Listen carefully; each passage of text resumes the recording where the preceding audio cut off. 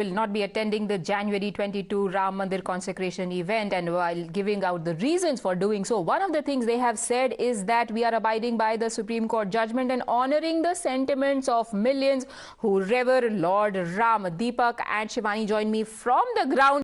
Deepak, coming to you first, tell us, what do those who revere Lord Ram think about this? Yes, I have a few locals with me. अभी कांग्रेस की top leadership बता रही है कि वो अयोध्या जो प्राण प्रतिष्ठा प्रोग्राम है वो अटेंड नहीं करेंगे। बता रहे हैं कि ये बीजेपी इवेंट है। इसके बारे में आपका क्या राय है? देखिए, राम सबके हैं, राम आस्था का विषय है। 4 पंक्तियां रख रहा हूं और विपक्ष के सभी नेताओं से निवेदन करता हूं कि आप एक बार आइए और अयोध्या देखिए। छोड़ धन धाम तक नहीं आए, शब्द भी नाम तक नहीं आए, राम हम तक आ गए लेकिन राम हम तक आ गए लेकिन हम अभी राम तक नहीं आए, हम अभी राम तक नहीं आए। और हमारे गीत गुनमे के किसी बड़े कवि ने कहा है कि राम सबके हैं, राम लड़ने का विषय नहीं। तब कहता उन्होंने कहा उदय प्रताप जी ने, न तेरा है न मेरा है, ये हिंदुस्तान सबका है। नहीं समझी गई ये बात तो नुकसान सबका है। यहाँ जो मिल गई नदियां वो दिखलाई नहीं देती महासागर बनाने में, मगर एहसान सबका है। बहुत से रास्ते खोजे गए उस तक पहुँचने के, मगर पहुँचे हुए कह गए भगवान सबका है। तो राम राजनीति का विषय नहीं है। आप एक बार आइए और अयोध्या की शोभा देखिए। आपकी क्या राय है इसके बारे में? मेरी राय तो यह है, उनको नहीं आना चाहिए और अनुचित भी होगा, क्योंकि गौ हत्या करने वाले और साधुओं की हत्या करने वाले जैसी पार्टी ऐसे शुभ दिन पर जब भगवान गृह प्रवेश कर रहे हैं अपने घर में, और उनके जो भगवान के ही गाय और ब्राह्मण और साधु संतु हैं, उनका अगर कोई हत्या करता है, ऐसी पार्टी को यहाँ अनुचित है आना ही नहीं चाहिए। मैं तो बहुत खुश हूँ, उनकी विधाता ने मति भ्रमित कर दी है। नहीं आ रहे हैं, बहुत अच्छी बात है, उसमें कोई संदेह नहीं है। उनको यहाँ नहीं आना चाहिए, उनकी मति विधाता ने भ्रमित कर दी है और ऊपर वाला नहीं चाहता कि वो आए, सीधी बात है।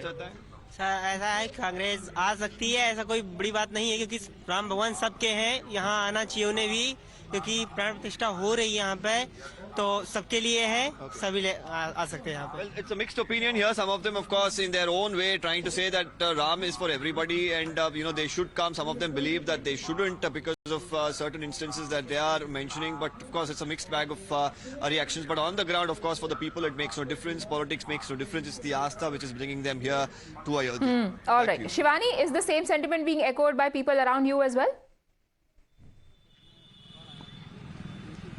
I'll talk to the locals out here. We have some people who are from Ayodhya. I have some saints also who are in Ayodhya. Let's ask them what do they feel. आपको क्या लग रहा है?